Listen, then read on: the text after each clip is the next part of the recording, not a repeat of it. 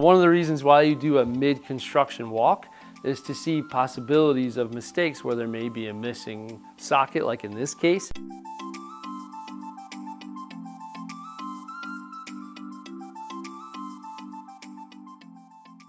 Hey, what's going on? It's Brendan King, and I am currently standing in the kitchen, believe it or not, of my client's future home at the Regency by Toll Brothers. So we recently did a little tour with the team, just kind of talking about different things to expect with new construction, and we decided, hey, why don't we just do a video and tell the general public about what it's like to do a construction walk and what to expect from a new build. In particular, Toll Brothers. So like I said, I'm standing in the middle of the kitchen.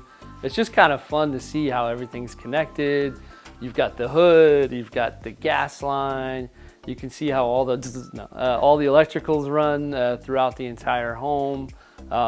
So there was one mistake. So one of the reasons why you do a mid-construction walk is to see possibilities of mistakes where there may be a missing socket, like in this case.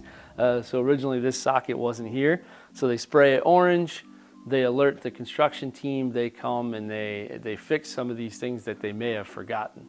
So we did a walk about a week ago, a couple days ago, and we found like 6 or 7 things that could be addressed now as opposed to after all the drywall goes up and everything's closed up.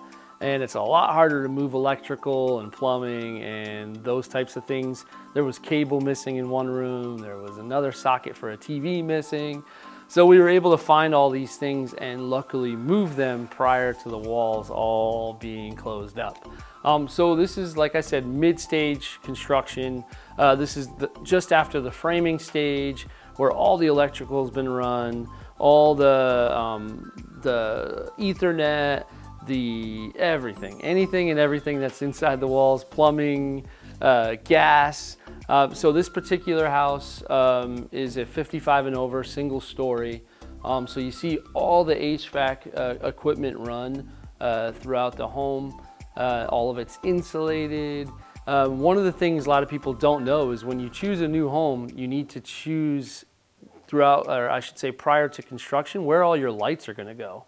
And some of the options like pendant lights and additional lights in the rooms, a lot of people don't realize how important that is to choose that pre-construction because it costs a whole lot more money to add lights later on. And if you do it pre-construction, then they can get all that done during this stage.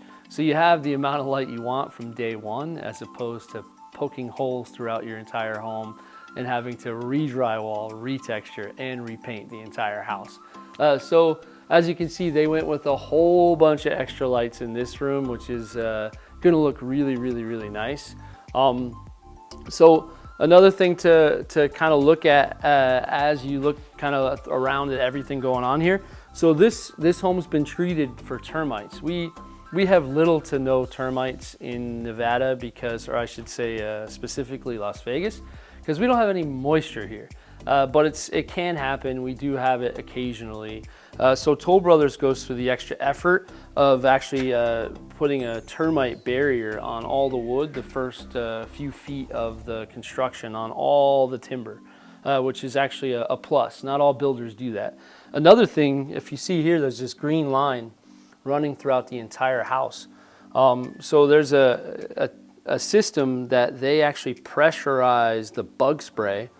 And for this particular community and home, they can just go to one place outside the house as opposed to knocking on the door and saying, hey, can we come and spray your house or spray the outside? All they do is go to this one location, they hook up a pressurized pump, and they push the spray throughout the entire house in one go. It's kind of convenient, very convenient. And if you notice, the green line goes all the way throughout the house. Interior walls, exterior walls, and it's all connected to one line. It's pretty amazing. Definitely something that is a plus with Toll Brothers particularly. Something to check out. I was telling the team about this. So a lot of times when you see cheap construction, you'll see that there's tile placed on top of drywall. Drywall is not waterproof. And a lot of times people don't go through the effort to also do this coating. It's almost like a rubber coating prior to putting down the additional backings and putting on the tile. This is the type of stuff that a true builder will do to waterproof the home. So then they'll go through and they'll put up concrete board instead of drywall, because concrete board has a waterproofing ability. It's not perfectly waterproof, but when you add concrete board and tile, it's pretty darn close. Because if it was drywall turns into a pile of mush if it gets wet. So definitely on, especially flips, if you see a flip and you notice that they use drywall around the shower, that's a big issue for sure. That's why you want good construction like Toll Brothers. So yeah, this is actually the master bathroom. Looks a little different than it will later on for sure. But yeah, just a gist. This is actually the future vent, the vent fan for the master bath. Let's see what else we can check out here. So one of the options, again, you have structural options that you do prior to going under contract, or just after going under contract. They chose to have this slider door on the master bedroom, which I think is a great choice. Gives you that access straight to the backyard. If you have a pool, you can wake up in the morning and just dive right in.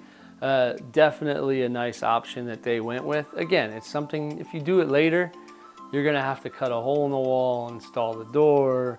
So there are some pluses and minuses to doing some things after the fact and some things before.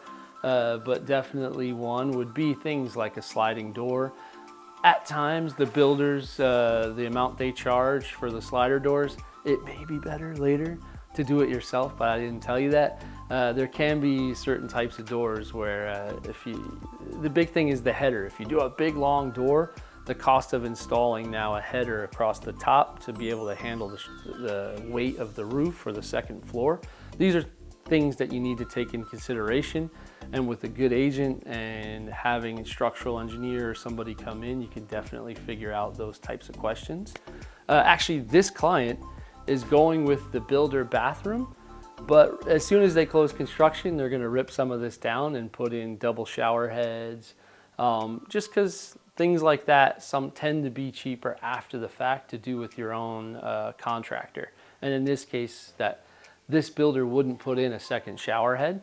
So my clients called our contractor, and he's gonna come out as soon as they close, and he'll go ahead and put in a second shower head. It's that easy.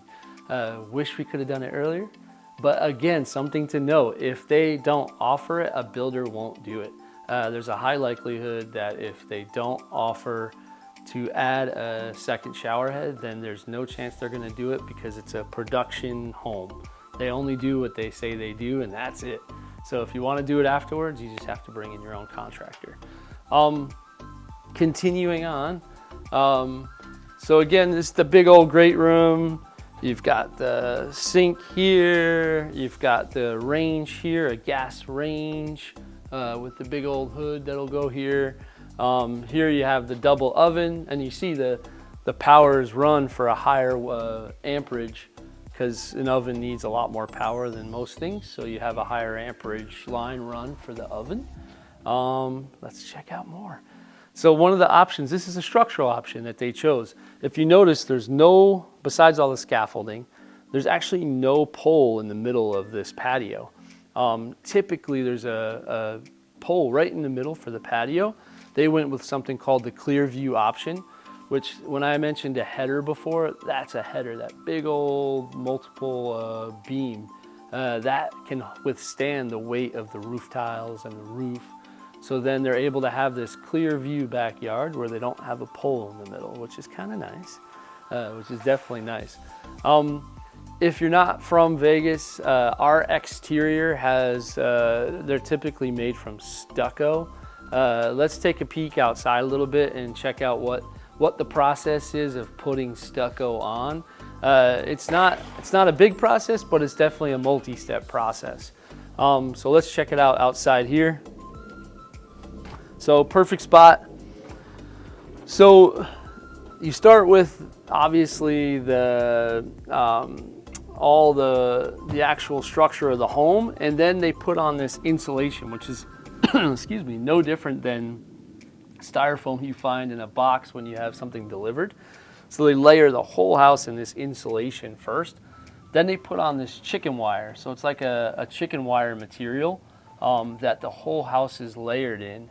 And then at that point, they'll come through and they spray it with a gun that shoots stucco onto the wall. And they literally just spray the whole home. So not only do you have the insulation factor of the insulation, but the actual stucco has an insulation factor as well.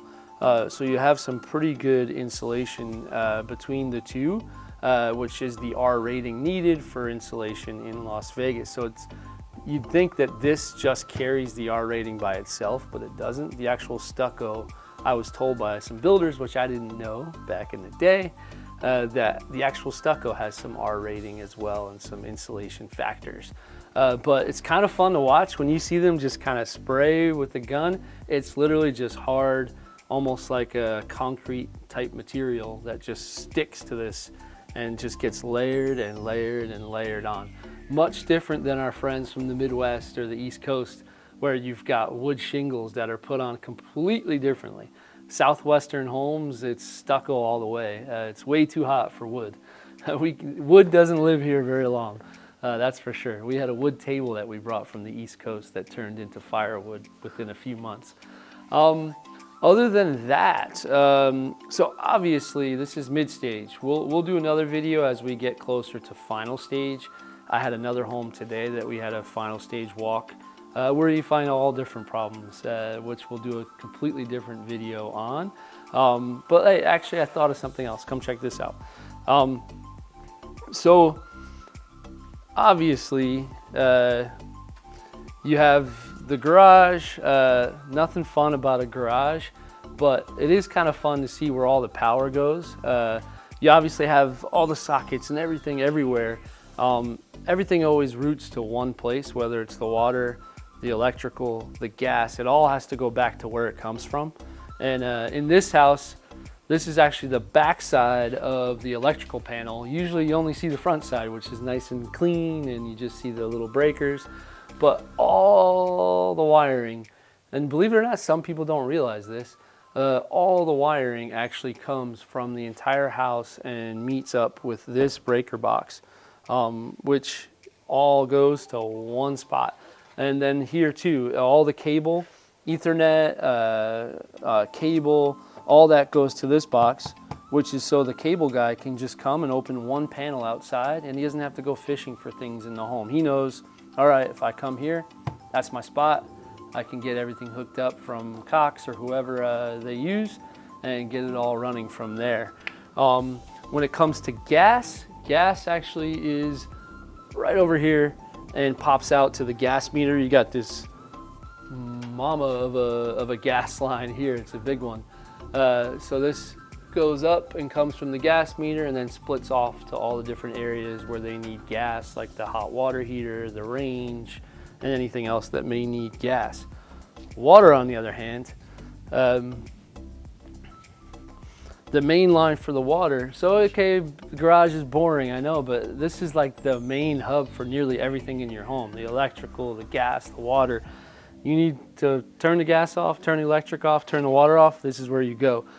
So this is the interior and exterior main shutoffs for the water, and then bam, there it goes and takes off across the whole house. So it's kind of fun to know, and you don't always see it, but when you see it without all the drywall up, it's kind of fun to see where everything goes. I get this call all the time from clients, where's my main water shutoff? And it's almost always in the same place on new homes. It's in the garage toward the front.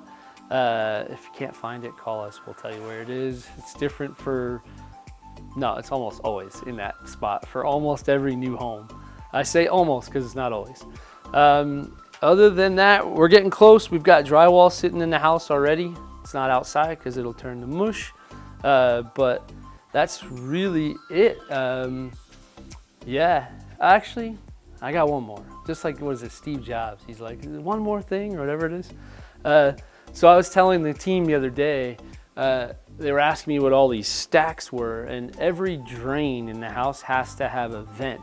So when you look at the top of a home and you see lots of little tubes and things poking out of the top of the house, typically that's the venting for the drain. If you don't have a vent, the water can't go down. So every single drain has a vent that goes outside so that it can suck the water down. So anytime you see, I just had a couple people had this question, all those little things usually poking out of the roof, it's typically venting for all your drains in your home, your toilets, your dishwasher, your sinks, everything. Anywhere there's water, there's usually a vent heading up, just so that the water has a chance to escape. That's it. We just figured we had an opportunity, we'd use it and kind of tell you guys a little bit about the basics of construction. As always, if you have questions about new construction, we've got like 6 or 7 homes right now, all closing, that are brand new. We can definitely always help you through this process. It's a totally different process than buying a resale home, but reach out and we're definitely here to help. Have a good one.